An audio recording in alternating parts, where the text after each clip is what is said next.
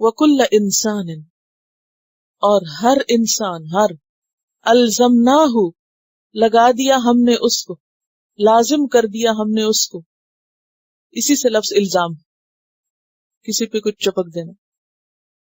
طائرہ اس کا طائر، اس کا پرندہ. طائر کا لفظ جو ہے نا کوئی یہ رے سے طائر، طائر کا مطلب ہوتا ہے اڑنا. طائر کہتے ہیں پروں والا جانور جو فضا میں حرکت کرتا ہے. پرندہ، پرندہ وہ نہیں ہوتا جو زمین پہ بیٹھے خواہ اس کے پر ہو. زمین پہ رہنے والے جانور خواہ ان کے پر ہو وہ کیا نہیں کہلاتے؟ پرندہ. مثلا مرغی پرندہ نہیں کہلاتی. خیر، پرندہ کیا ہے؟ جو فضا میں اڑتا ہے، پروں والا. تو ہر انسان کا پرندہ کہاں ہے؟ فی عنقہ، اس کی گردن میں ہے. پرندہ گردن میں ہے. یہ کون سا پرندہ ہے؟ اعمال کا پرندہ.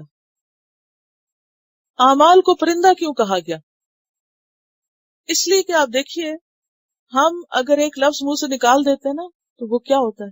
اڑ جاتا ہے، ہوا میں جاتا ہے نا، اڑ جاتا ہے. پکڑے ذرا اس کو، واپس لائیں، پکڑ سکتے ہیں؟ گیا. کوئی بھی عمل ہم کرتے ہیں وہ پرندے کی طرح ہماری ریچ سے باہر چلا جاتا ہے، واپس نہیں لا سکتے اس کو. سوچ سمجھ کے کرنا چاہیے جو بھی کرے. عمل کرنے کے بعد وہ انسان کے ہاتھ سے عمل نکل جاتا ہے، وقت چلا جاتا ہے، اب انسان کچھ نہیں کر سکتا. اب آپ دیکھیے کہ یہ تو اس کا لفظی معنی ہے طائر کا. عربوں کے ہاں پرندے استعمال ہوتے تھے شگون لینے میں. شگون کیسے؟ جب انہیں کوئی کام کرنا ہوتا تھا تو وہ یہ دیکھتے تھے کہ بعض اوقات تو پکڑ کے پرندہ چھوڑتے تھے، دائیں طرف جاتا تو کہتے تھے کہ اچھا، ٹاس کرتے تھے جیسے، اور اگر بائیں طرف جاتا تو کہتا منحوس.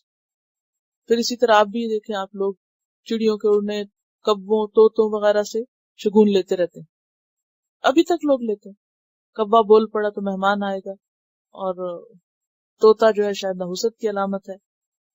تو اسی طرح چڑیوں طوطوں سے لوگ آج تک شگون لیتے ہیں کہ خوش قسمتی کی علامت یا بدقسمتی کی علامت. ہم خوش قسمت ہیں یا بدقسمت؟ فرمایا کہ خوش قسمتی اور بدقسمتی انسان کی گردن میں لٹکی ہوئی ہے، اس کے اعمال میں ہے، اس کے کردار میں ہے، اس کے اپنے کرتوتوں میں. وہ کیا کرتا ہے؟ وہ اس کے گلے پڑی ہوئی ہے، گلے پڑی ہوئی. جسے کہتے ہیں نا یہ چیز تو میرے گلے پڑ گئی. کیا مطلب؟ کب کہتے ہیں آپ اس کو؟ جب آپ اس سے جان نہ چھڑا سکیں. یہ میرے گلے پڑ گئی چیز. ہر انسان کا پرندہ اس کے گلے پڑ گیا. ہر انسان کے اعمال اس کے گلے پڑے ہوئے. ہر انسان کے اعمال کی شامت اور جو اس کی خوش قسمتی یا بدقسمتی کا سبب ہے وہ اس سے بچ نہیں سکتا، وہ بھگتنا ہی پڑیں گے اس کو. آپ دیکھیے کہ آپ اچھا کریں یا برا کریں، کہاں بھاگ کے جائیں گے. کوئی شخص کسی کو گالی دے دے تو وقتی طور پہ تو کیا ہوتا ہے؟ بھاگ جاتا ہے اسے گالی دے کے، مثلا، یا چھپ جاتا ہے کہیں، یا ادھر ادھر، یا کسی اور پہ الزام ڈال دیتا ہے. لیکن وہ بھول جاتا ہے کہ اللہ نے فرشتے بٹھائے ہوئے اور انہوں نے لکھ کے میرے ہی کتاب میں ایسا ٹھپا لگایا کہ وہ میرے سامنے لایا جائے گا. اسی لیے کیا کہا؟ وَنُخْرِجُ لَهُ يَوْمَ الْقِيَامَةِ كِتَابًا، ہم نکالیں گے اس کے لیے قیامت کے دن ایک کتاب. یہ کتاب کس چیز کی ہوگی؟ اعمال کی، اعمال نامہ جو اس کے گلے پڑا ہوا ہے. یلقاہ، وہ پائے گا اس کو، ملاقات کرے گا اس سے. منشورا، کھلا ہوا. منشور کا لفظ نشر کرنے سے. نشر کرنا کیا ہوتا ہے؟ پھیلا دینا. کوئی کپڑا یا کتاب یا بارش کے لیے بھی آتا ہے، یا نعمت یا بات. کہتے ہیں فلاں بات نشر کر دی. کیا مانا ہوتا؟ خبریں نشر ہو رہی ہیں، پھیلائی جا رہی ہیں. ایک بات یہاں ہوتی ہے اور وہاں تک پہنچ جاتی. پوری دنیا میں گھوم جاتی. وَإِذَا الصُّحُفُ نُشِرَتْ، اور جب صحیفے کھول دیے جائیں گے، کھلی کتاب انسان کے سامنے اس کے ساری باتوں کی آ جائے گی، سارے اعمال اوپن بک، کھلی کتاب کی طرح سامنے آئیں گے.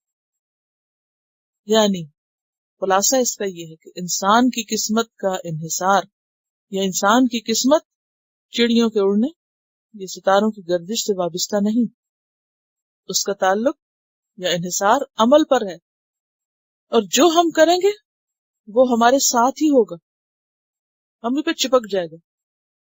الزام کا کیا معنی ہوتا ہے؟ کسی کے اوپر منڈ دینا، کوئی بات چپکا دینا. یعنی انسان کہیں بھی چلا جائے، آپ کوئی غلط کام کریں اور بھاگ جائیں، کوئی قانون توڑے اور بھاگ جائیں. کچھ لوگ یہ کرتے ہیں نا، قانون توڑا، ادھر سے ادھر نکل گئے، ایک اسٹیٹ سے دوسری میں چلے گئے جہاں وہ قانون ان کو پکڑ نہ سکے. لیکن دنیا میں تو بھاگ گئے، اللہ کے ہاں کیسے بھاگ سکتے ہیں؟ وہ تو گلے میں پڑا ہوا ہے، وہ تو ساتھ ہی جا رہا ہے. جہاں جاؤ گے، کسی جہاز میں بیٹھ جاؤ تو سمندر میں، کسی سب مرین میں چلے جاؤ تو کہیں چلے جاؤ، کسی جنگل میں چلے جاؤ، صحرا میں چلے جاؤ، وہ کتاب ساتھ ہے، فرشتے ساتھ ساتھ گھیرے ہوئے ہیں. قبر میں ہو تو، آخرت میں تو، کہیں بھی ہو، جو کیا ہے وہ ساتھ ہے. اسی لیے کہتے ہیں وَنَعُوذُ بِاللَّهِ مِن سَيِّئَاتِ أَعْمَالِنَا، اللہ ہمارے اعمال کی جو برائیاں ہیں ان سے ہمیں بچا. یہ کیا مصیبت ہمارے گلے پڑی ہوئی، اور کس نے کی؟ خود ہی کی ہے، خود ہی کیا ہوا ہے. یہ کس قدر ہولناک تصور ہے کہ آپ کسی چیز کو اٹھا کے پھینکنا چاہ رہے ہیں، ہٹانا چاہ رہے ہیں اس کو، وہ نہیں ہٹ سکتی کیونکہ آپ کی ہوئی، آپ کی بنائی آپ کے ساتھ ہے. اور اس کو آپ دیکھیے کہ سائنس نے کس طرح پروف کیا ہے. یہ تو قرآن نے تو اتنا عرصہ پہلے یہ بات کہہ دی نا. یہ ایک ریسرچ ہے ڈاکٹر آرلن کارنی کی، یہ ایلینوائز یونیورسٹی میں شعبہ سمیات کے ماہر آڈیو کے. وہ کہتے ہیں کہ انسان کے گرد و پیش جو آوازیں ہوتی ہیں وہ انسان کی کھال پہ اس طرح نقش ہوتی ہیں جس طرح ریکارڈ کے اوپر آواز نقش ہوتی ہے. یعنی ٹیپ ریکارڈر کے اوپر جس طرح آواز لکھی جاتی ہے یا جذب ہوتی ہے، ایسے ہی انسان کی اپنی سکن کے اوپر نقش ہوتی ہے. اور وہ کہتے ہیں کہ مخصوص آلات کے ذریعے ان لہروں کو ری پلے کیا جا سکتا ہے، ان آوازوں کو، ٹھیک اسی طرح جیسے ریکارڈ کی آواز کو گراموفون میں دہرایا جاتا ہے. اس کو انہوں نے سکن سپیچ کا نام دیا ہے، اس تھیری کو. ان کا کہنا ہے کہ جن لوگوں کے کان کا پردہ خراب ہو گیا ہو، وہ آوازوں کو صحیح طور پہ پکڑ نہ پاتے ہوں، وہ مخصوص الیکٹرانک آلات کے ذریعے اپنی کھال کو اپنے کان کا بدل بنا سکتے ہیں. یعنی اگر کان خراب ہو جائے تو وہ اپنی سکن سے سن سکیں گے، وہ اس پہ یعنی کام کر رہے ہیں. اور وہ اسی طرح بات سن سکتے ہیں جیسے کان کے ذریعے کوئی شخص بات سن سکتا ہے. جیسے وہ مختلف جگہوں پہ گرافٹنگ ہوتی ہے، ایک سکن کا کچھ حصہ خراب ہو دوسرا لے کے وہاں لگا دیا، یہ بائی پاس جو کرتے ہیں، کہیں اور سے رگیں نکال کے کہیں اور ڈال دی. تو اسی طرح جیسے کان سنتے ہیں ایسے ہی انسان کی کھال بولتی ہے اور انسان اس کو بھی سن سکتا ہے. اور قرآن پاک میں بھی آتا ہے کہ کس طرح کھال انسان کی بولے گی اور کس طرح انسان کی اپنے ہاتھ اور پاؤں اور اس کی جلد گواہی دے گی جو بھی وہ کر رہا ہے.